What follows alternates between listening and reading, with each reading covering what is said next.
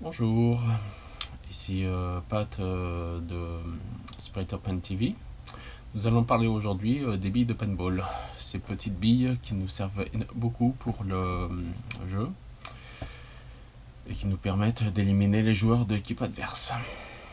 Donc à l'origine, ces billes étaient produites par une entreprise appelée Nelspot Company, Nelson du moins, qui a produit des lanceurs également de type à pompe stock class. Par la suite, d'autres fabricants ont commencé à s'intéresser aux produits, notamment une entreprise dans les années 90 appelée RP Scherer, du nom de son fondateur, Rolly Paul Scherer, qui a développé un bon nombre de modèles de billes et qui a développé au concept du sport. Donc les billes en général, à la base, c'est ce qu'on appelle du calibre 68, sur la base de 0,668 inch. Voilà. Donc ce qui équivaut chez nous à du calibre 12. Mais bon, le calibre 12 étant utilisé pour la poudre, donc on a préféré garder l'appellation 0,68 pour le paintball. Donc nous avons également des calibres inférieurs qui ont été utilisés au tout début. On a eu le calibre 62 à une époque. On a eu le calibre 50 qui était utilisé sur un petit pistolet stock class à barillet, appelé le Grossman 3357. Par la suite, il y a un calibre intermédiaire qui est sorti qui s'appelle le calibre 43, qui est utilisé par certains lanceurs dits 2000 sim pour les fougères. Mais ce qui prédomine le tout, c'est le calibre 68. Donc ce calibre-là, à l'origine, était décliné en plusieurs versions. Mais en général, par rapport aux lanceurs de l'époque, les canons étaient adaptés pour fonctionner entre 688 et 691. Donc en général, la plupart des billes se situaient entre 686 et 688, voire peut-être un peu plus selon les conditions atmosphériques ou le taux d'humidité. Parce que là, en général, malheureusement, les billes, c'est considéré comme du périssable. Donc, à longue exposition dans des locaux qui ne sont pas très aménagés pour et qui sont sujets à la fraîcheur, le gel. Donc, la bille peut gonfler, il peut y avoir des facettes. Et les facettes, le fait qu'elles soient gonflées, qu'elles ne soient pas très rondes, peut occasionner des pertes de précision en sortie de bouche, voire de la casse de billes. Donc de ce côté-là, au départ, les billes à l'origine étaient assez résistantes, la coque interne était assez friable, et malheureusement, à chaque fois qu'on prenait un impact sur la peau, ça peut occasionner des hématomes, voire des petites blessures un peu saignantes.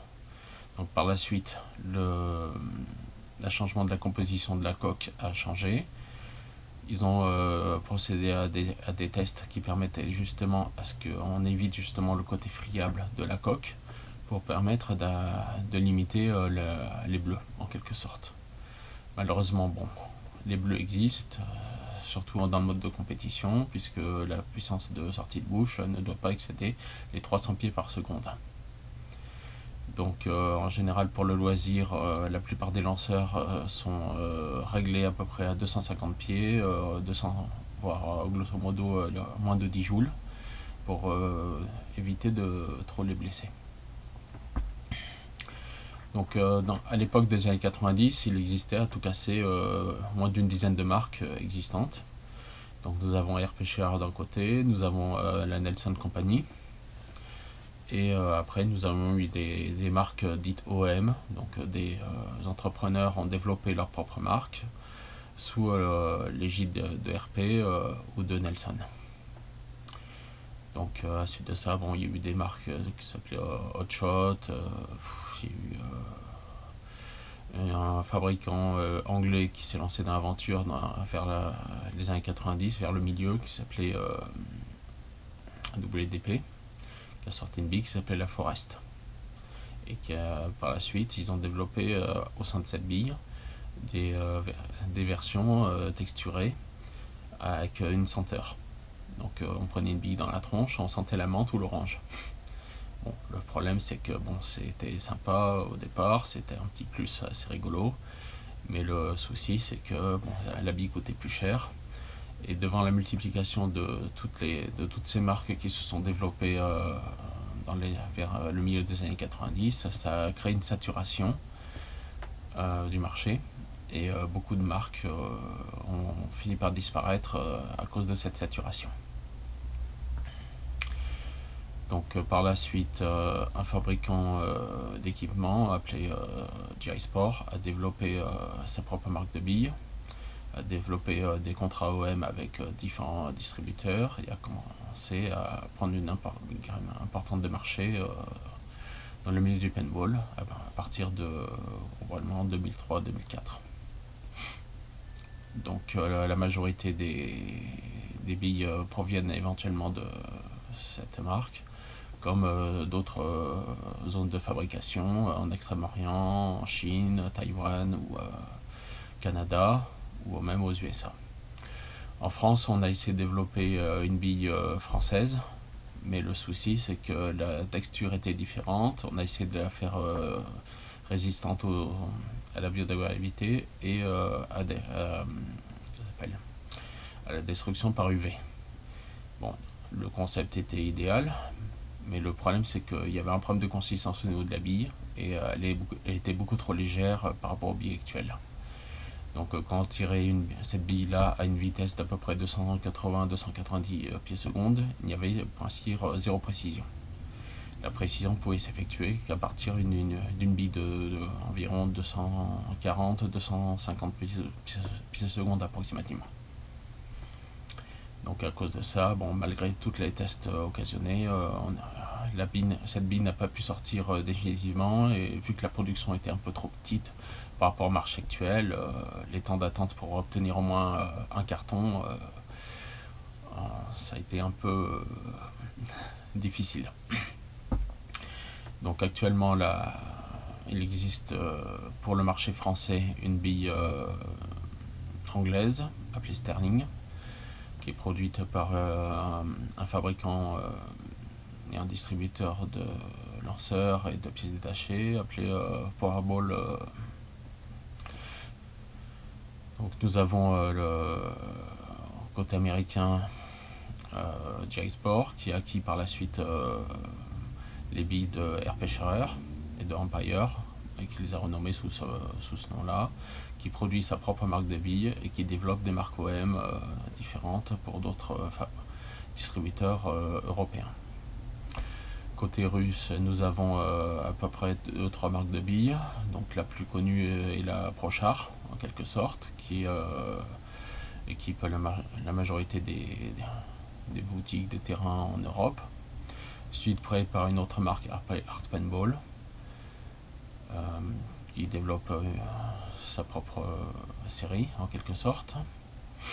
Et sinon, les autres sont des marques déclinées directement de l'un ou de l'autre de ces constructeurs, enfin de ces encapsuleurs, comme quand on parle dans le métier en quelque sorte. Donc au niveau du calibrage de billes, actuellement nous avons une plage de calibrage assez petite en 68. Donc sachant qu'il y a toujours une déclinaison, en général on indique pour 68, mais malheureusement on peut descendre facilement au calibre 66. Nous avons découvert récemment des billes de type budget, des cartons blancs, ce qu'on appelle la seconde en quelque sorte dans le terme technique, qui pourraient atteindre des billes de calibre 66 ou 662. Voilà. Donc là actuellement le format de bille atteint à peu près en général une norme à 670-680, alors qu'auparavant, il y a disons 5 ans avant, on était sur une base de 684-688. Au début des années 90, nous étions plus dans une zone entre 688 et 692. Donc à l'époque, les canons ont été adaptés justement pour ça. Et à mesure que le calibrage commençait à diminuer, ça a imposé justement les fabricants de canons de baisser le calibrage pour s'adapter directement aux billes. Sauf que là actuellement le calibrage est devenu un peu trop petit et les inserts et les canons actuels sont un peu trop larges, ce qui peut occasionner une dispersion au niveau des billes. Au niveau des lanceurs, malheureusement, une bille trop petite et la majorité des lanceurs disposant, enfin du moins pour les lanceurs de type du budget ou milieu de gamme, un seul anti-double bille qui permet de bloquer la bille avant éjection. Quand la bille est trop petite, malheureusement, la bille tombe du canon. Les seuls qui arrivent à peu près à s'en sortir en quelque sorte, ce sont les lanceurs qui disposent de deux anti-double billes de tailles différentes. Donc ceux-là, bon, ils arrivent à s'adapter en quelque sorte. Sinon, il faut bricoler et utiliser un anti-double bille un peu plus long, en caoutchouc de préférence, pour permettre justement aux billes de ne pas tomber du canon. La conservation des billes, donc c'est très simple. Avant, les billes étaient en base d'huile, donc nécessitaient à peu près une conservation à 20 degrés dans un endroit sec et tempéré. Donc à la suite de ça, vu que la texture interne a changé et l'externe, donc certaines billes ont été un petit peu plus fragiles et nécessitaient justement le fait de rajouter une huile interne, ce qu'on appelle la moisture oil, dans les sachets. Donc c'est une petite huile qui est présente sur les côtés des sacs et qui nécessite de brasser la bille avant de pouvoir ouvrir le sac et de l'injecter directement dans le chargeur et les pots. À la suite de ça, dernièrement, on a sorti ce qu'on appelle la bille hiver. Donc c'est une bille avec une coque plus dure, avec une meilleure consistance, qui permet de s'adapter aux conditions les plus extrêmes. Donc ces billes ont été testées auparavant en conditions extrêmes au Canada ou aux États-Unis, dans la partie nord en quelque sorte, avant d'être produites et développées pour le marché général. Donc c'est pour ça que nous avons deux types de billes, la bille été pour les lieux tempérés en quelque sorte, et la bille hiver pour les températures extrêmes. Sachant qu'une température extrême, en général, on joue grosso modo à moins 5 degrés jusqu'à plus 10, donc ce qui est à peu près l'équivalent pour la bille hiver. La bille été, c'est au-delà de 10 degrés et ça va jusqu'à 30 voire 40 degrés, mais bon, à 40 degrés, il est difficile de pouvoir jouer dans ces conditions-là. Donc au niveau de... En général, le stockage se fait en général dans un endroit fermé, sec, à l'abri de la lumière et de la chaleur. Donc température moyenne entre 17 et 20 degrés. Les billes en général, quand vous arrivez directement par transporteur, soit c'est par avion, soit c'est par container bateau. Donc en général, chaque palette de billes dispose d'un petit boîtier qui est intégré directement qui est inséré directement dans la palette de billes et qui permet de contrôler la température globale. Donc si vous avez une bille qui a subi un coup de froid, vous verrez directement sur sa surface des petites facettes. Donc ça indique que malheureusement la bille a pris le gel ou a pris un choc thermique entre le fait qu'elle soit sortie directement de sa température à 20 degrés pour le stocker directement et pour l'utiliser à des températures proches du négatif. Donc sinon, en mode de conservation, quand vous utilisez de la bille, vous récupérez des blocs, des petites caisses en polystyrène qui servent normalement pour le poisson, pour le saumon, des choses comme ça. Vous mettez vos billes dedans, ça permet de conserver un minimum de la fraîcheur avant de les sortir directement. Sinon, bon, éventuellement, il y a aussi la glacière qui peut faire ça. Mais bon, le souci, c'est que la condense d'une glacière, on ne peut pas stocker à tout casser 5000 billes dedans et encore. La plupart des cas, enfin tout dépend des contenances, mais c'est assez encombrant.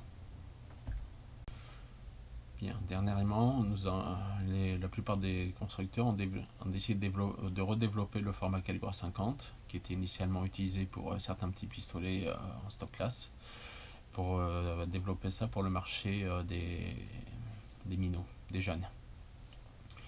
Donc certains fabricants se sont relancés dans la production de lanceurs en calibre 50 et permettant justement l'utilisation de ces billes-là. Donc l'avantage, c'est que les billes de calibre 50, contrairement à 68, n'ont pas besoin d'avoir des sous-calibrages. Donc de ce côté-là, il existe à peu près 3 niveaux de grammage en quelque sorte au niveau du 50 qui permettent justement